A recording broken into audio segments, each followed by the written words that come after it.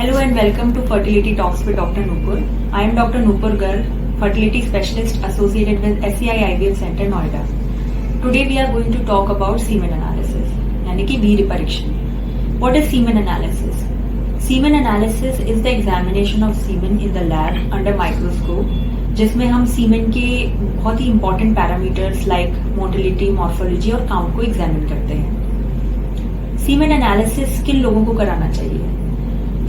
Basically the patients who are trying to conceive, बच्चे के लिए कोशिश कर रहे हैं और प्रेगनेंसी नहीं हो पा रही है, ऐसे आदमियों को सीमेन की जांच करानी चाहिए. सीमेन की जांच कहाँ करानी चाहिए? What is the best place to get the semen analysis done? Semen analysis के लिए वैसे तो बहुत सारी लैब हैं, जगह जगह लैब्स हैं, पेशेंट्स कई बार सीमेन एनालिसिस कराते हैं, बट हमारा रिकमेंडेशन ये है कि सीमेन एनालिसिस ऐसी जगह से कराना चाहिए जहाँ पे सीमेन एक डेडिकेटेड लैब हो, जहाँ पे सीमेन एनालिसिस रोजमर्रा में काफी ज्यादा क्वांटिटी में एनालाइज होता हो, जैसे कि फर्टिलिटी क्लिनिक्स हैं. तो ऐसी जगह, because semen analysis unlike blood और यूरिन के टेस्ट की तरह बहुत ही टेक्निकली डिफिकल्ट एग्जामिनेशन टेस्ट होता है, जिसके लिए एक एक्सपीरियंस्ड लैब टेक्नीशियन या एम्ब्रोलॉजिस्ट होना चाहिए जो कि सीमेन को करेक्टली एनालाइज कर सके. मैनी ए टाइम्स पेशेंट ये कहता है कि सीमेन एनालिसिस कराया हमने,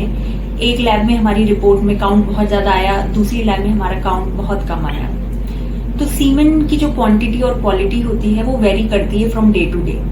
इसलिए जब भी सीमेन एनालिसिस कराया जाता है तो ये रिकमेंड किया जाता है कि आप सीमेन के 2 पैरामीटर्स चेक कराएं, यानी कि 2 सैंपल एनालाइज कराएं 2 वीक्स के गैप में. तो ऐसे में फिर जो 2 रिपोर्ट्स आती हैं, उन दोनों का जो एक मीन होता है वो एक्यूरेट रिजल्ट होता है. तो पेशेंट्स को एडवाइज किया जाता है कि 2 to 7 डेज ऑफ एब्सटिनेंस के बाद वो अपना सैंपल दें, जिससे कि सीमेन की क्वालिटी का सही अंदाजा लगाया जा सके. अब सीमेन में क्या बेसिकली देखा जाता है? सीमेन एनालिसिस में मेनली 3 पैरामीटर्स देखे जाते हैं, इसका काउंट, मोटिलिटी एंड मॉर्फोलॉजी. इसके अलावा भी दूसरे पैरामीटर्स चेक किए जाते हैं, लेकिन जो ये 3 पैरामीटर्स हैं वो यूजुअली ये हमें बता देते हैं कि हस्बैंड के सीमेन की क्वालिटी कैसी है. अगर सीमेन की क्वालिटी में कोई प्रॉब्लम आती है या कोई इन्फेक्शन दिखाई देता है या मोटिलिटी या मॉर्फोलॉजी या काउंट में कोई प्रॉब्लम आती है तो और आगे के टेस्ट पेशेंट्स को एडवाइस किए जाते हैं. अब काउंट क्या होता है, मोटिलिटी क्या होती है, मॉर्फोलॉजी क्या होती है?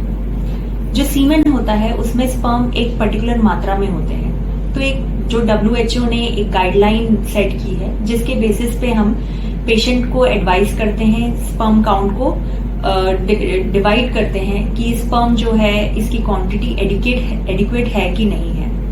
अगर वो रेफरेंस रेंज से नीचे जाती है तो हम उसे अबनॉर्मल सीमेन एनालिसिस कहते हैं.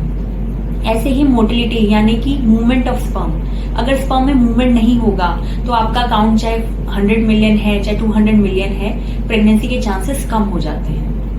तीसरी और मोस्ट इम्पॉर्टेंट जो पैरामीटर होता है जिसमें स्पर्म का, जिसे हम स्पर्म की मॉर्फोलॉजी कहते हैं, वो होता है स्पर्म का शेप, उसकी शक्ल सूरत. अगर आपका काउंट बहुत अच्छा है, मोटिलिटी बहुत अच्छी है, लेकिन अगर मॉर्फोलॉजी पुअर है, यानी कि एक रेफरेंस रेंज जो कि WHO ने सेट की है 4%, उससे कम है, तो ऐसे स्पर्म जो है वीक स्पर्म कहलाता है एंड वो स्पर्म एग को फर्टिलाइज करने में कमजोर हो जाता है और प्रेगनेंसी होने में डिफिकल्टी आती है. इन केस इन पैरामीटर्स में कोई अबनॉर्मलिटी आती है तो पेशेंट को एडवाइस किया जाता है कि वो अपने सीमेन पैरामीटर को रिपीट कराएं, कुछ दिन के गैप के बाद कराएं और टेस्ट पेशेंट को एडवाइस किए जाते हैं. तो आज की वीडियो में इतना ही. नेक्स्ट वीडियो में हम डिस्कस करेंगे कि नेक्स्ट लेवल ऑफ इन्वेस्टिगेशंस क्या कराने चाहिए अगर आपका सीमेन पैरामीटर अबनॉर्मल आता है. Thank you.